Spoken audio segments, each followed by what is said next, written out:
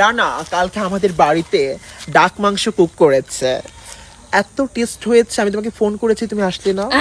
কালকে আমি আসতে পারিনি, বন্ধুদের সাথে পার্টিতে ছিলাম তো এই জন্য আর কি। আমি তাই তোমার জন্য দাঁতের ভিতর করে একটু নিয়ে আসছি, খেয়ে দেখো জান কেমন হয়েছে। আমি খেতে পারবো না। তুমি খেতে পারবে না? হোয়াই?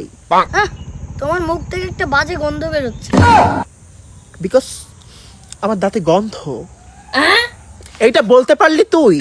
আমি তো ভুল কিছু বলিনি, যেটা সত্য সেটাই বলেছি। তোকে কত না ভালোবাসছি আমি, এটা বলতে পারলি না? না, যে ছেলে এইসব বলছে যে আমাকে গিভ মি অপবাদ, আমি তো তোমাকে কোনো অপবাদ দিইনি। তার সঙ্গে আমার রিলেশন থাকতে পারে না। Sorry sorry. এই জান, শোনো শোনো না একবার প্লিজ। পিছন থেকে ডেকে লাভ নাই।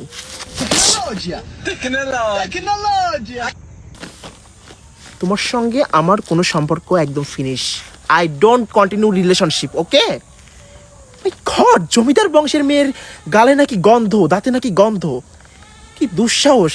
সামনে থেকে দূর হ।